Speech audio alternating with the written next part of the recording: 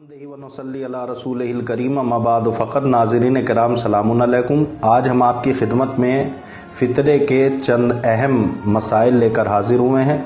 सबसे पहले कि फ़ितरा कितना दिया जाएगा, नंबर 2 फ़ितरे की अहमियत व खुसूसियत क्या है, और नंबर 3 फ़ितरा किसको दिया जाएगा। ये जो मसाइल और ये जो अहकाम मैं आपके सामने बयान कर रहा हूँ, ये आयतुल्लाह सिस्तानी की किताब मिनहाजुस सालिहीन जिल्द 1 सफ़ा नंबर 280 पर जिक्र है, जो मैं आपको बतला रहा हूँ। उसमें लिखा हुआ है कि फ़ितरा 1 साआ दिया जाएगा, यानी कम से कम 3 किलो फ़ी नफ़र फ़ी आदमी जो है वो फ़ितरा दिया जाएगा। अब क्या दिया जाएगा, तो आगा फरमाते हैं जो चीज़ तुम्हारे घर में सबसे ज़्यादा खाई जाती हो, जिस चीज़ का गलबा हो। अब अगर आपके यहाँ आटा ज़्यादा खाया जाता है तो आपको आटे के एतबार से फ़ितरा देना पड़ेगा। अगर आप चावल खाते हैं तो आपको चावल के एतबार से फ़ितरा देना पड़ेगा। अगर आपके यहाँ आटा खाया जाता है तो फ़ी नफ़र फ़ी आदमी जो है वो 3 किलो आटे के पैसे जो है वो देने पड़ेंगे। जैसे 25 रुपए में आटा है तो एक आदमी का फ़ितरा 75 रुपए होगा। और अगर आपके यहाँ चावल खाया जाता है तो आप फ़ी नफ़र जो है वो 3 किलो चावल के पैसे देंगे। एक चीज़। दूसरी चीज़ ये कि जिस रकम का और जिस उसका जो है वो आप आटा या चावल खाते हैं, उसी चीज़ का फ़ितरा देना पड़ेगा। मसलन आप 100 रुपए का चावल खाते हैं तो आपको 100 रुपए के एतबार से फ़ितरा देना पड़ेगा। और अगर आप कंट्रोल का खा रहे हैं तो आपको कंट्रोल के पैसे के एतबार से देना पड़ेगा। अगर आप 35 रुपए वाला आटा खाते हैं तो आपको 35 रुपए वाले के एतबार से देना पड़ेगा। अगर आप 80 रुपए वाला चावल खाते हैं तो आपको उसके एतबार से देना पड़ेगा। अब नंबर 2 कि फ़ितरे का फ़ायदा क्या है, ये भी सवाल किया गया है। फ़ितरे का फ़ायदा क्या है?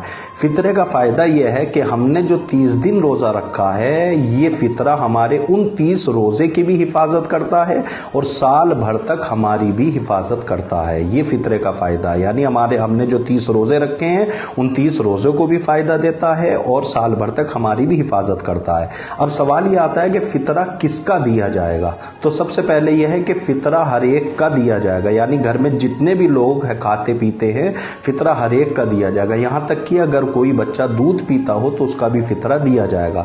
अब एक इसके ज़ेल में एक छोटा सा मसला और भी आ जाता है कि अगर कोई मेहमान आ जाए आपके घर में और वो खुद कहे कि मैं फ़ितरा अपना निकालूंगा, तो वो खुद फ़ितरा निकाल सकता है, आपके ऊपर वाजिब नहीं है। लेकिन अगर वो फ़ितरा ना निकाले तो आपको उसका जो है वो फ़ितरा देना पड़ेगा, चूंकि वो आपका मेहमान है और वो आपके दस्तरखान का शरीक है।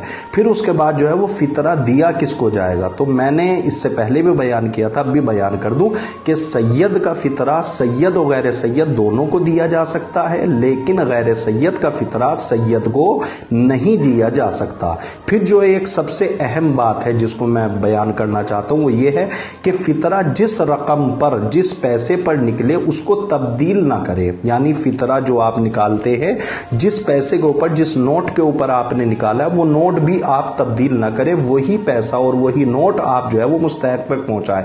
मतलब होता यह है कि आपने निकाला किसी भी नोट के ऊपर और फिर उसके बाद आपको याद आ गया तो आपने जेब में से निकाल के दूसरा नोट दे दिया। नहीं, बेहतर यह है कि जिस नोट के ऊपर आपने फ़ितरा निकाला है, वही नोट वही सिक्का जिसके ऊपर आपने फ़ितरे की नियत की है, वही फ़ितरा आप जो है वो मुस्तहक तक पहुंचाएं।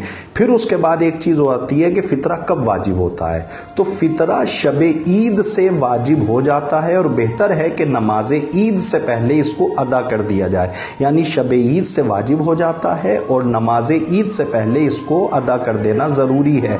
यानी जैसे ही शब ईद आती है तो आप इस फ़ितरे की नियत करके इस पैसे को निकाल दें। नमाज ईद से पहले इस फ़ितरे को अपने से अलग कर लें। वो एक अलग बात है कि मुस्तहक अगर नहीं मिल रहा है तो आप उसको मुस्तहक बाद में दे सकते हैं, वो कोई मसला नहीं, लेकिन अपने से फ़ितरे की रकम मुअय्यन करके अलग कर दें कि ये फ़ितरे का पैसा है।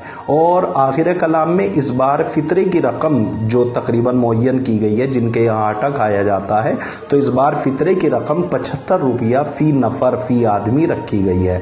आखिर कलाम में आपसे गुजारिश है कि आप फ़ितरा अपना भी निकालें, अपने अहलो अयाल का भी निकालें और मुझे भी अपनी दुआओं में याद रखें। व आखिर दावाना अनिल हम्दुलिल्लाहि रब्बिल आलमीन।